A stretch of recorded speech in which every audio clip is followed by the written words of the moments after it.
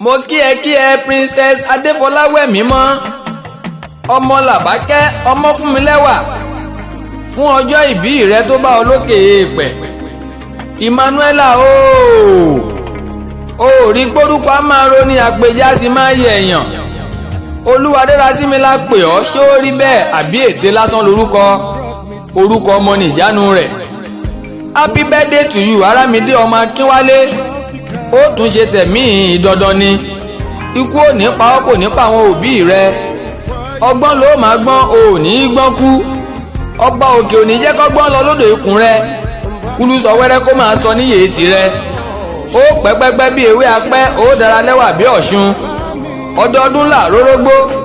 ọdọọdún là ráwùsà ọdọọdún là rọ́mọ obì lórí àtẹ ìwòye àmọ́dún káàtúnjójú ṣe tẹ̀mí ẹ̀yin èèyàn ẹ wo princess bó ti ń dá mi lọ́rùn ó jàre adúmáadán ẹlẹ́rìn ìfẹ́ òrékelẹ́wà mi ọmọ tó gbáfẹ́ gan-an ni ó gbáfẹ́ ó yáyì ọmọ tó jọ bàbá ẹ̀ ojú rẹ̀ pépé ẹlẹ́rìn ìfẹ́ eyín funfun ló fi wù ni emmanuela máa dá kọ̀jọkọ̀jọ ọmọ ọlọ́jọ́ ìbí ó yá wájú fún wa àní ó bọ́ sí gbangba wájú orin rẹ̀ là ń kọ́ ọdún ló dé bá ọ láyé lọ́mọ Awórintúnrinro mórin sẹ́nu èmi la ò ní yọ̀ sí fún tọjọ́ ìbí rẹ tó bá ọ láyé dé bá gbogbo wa Kristi tó ṣọ́ ọdọjọ́ òní ọpẹ́ ló yẹ Jésù lókè àwọn òbí rẹ tó ṣọlọ́kọ̀ rẹ wá sáyé ló pe ọmọ alágbẹ̀dẹ kó kọrin ewì kí ọ àbí kí n kì ọ́ délé bàbá rẹ ni ìkirè nílé bàbá rẹ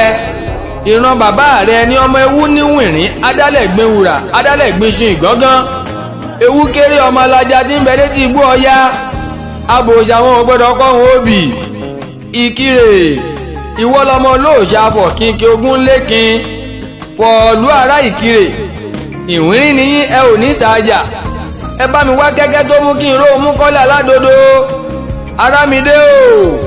ìran bàbá rẹ lọmọ ewu filé hàn mí fọ̀nà hàn mí téwò jẹ́ fàbùjá lé ìkirè wọn ọmọ ẹnikẹ́ni ọmọ làbákẹ́ ọmọ akínwálé ọmọ akin tí ń ṣe bí akin ọmọ akin tí ò gbọdọ̀ ṣojo fọláwẹ̀mí mọ́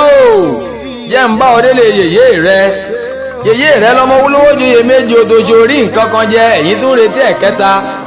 ẹ̀yìn lọ́mọ àti korí kéègbọ́ ké máa ṣe ìjẹ̀bú-igbo nílé yèyé rẹ ọmọ ọ̀jọ́wọ́ olókìnẹ̀ ọmọ abẹ́rẹ́ ò wọnú àkọ̀ tán ó ṣe inú akọ̀ jálọjọlọ yèyé rẹ lọmọ ṣọ̀pẹ́ lúkalẹ̀ níjẹ̀bú-igbo ọmọ agbéhun tí ò sunwọ̀n fẹ́ rú ó gbèrègèdè fọ́ba mújẹ ọmọ ògúngbadé ní ilé ìsọlọ̀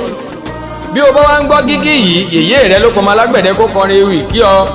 happy birthday to you ìgbà ọdún kan ní láṣẹ Èdùmàrè.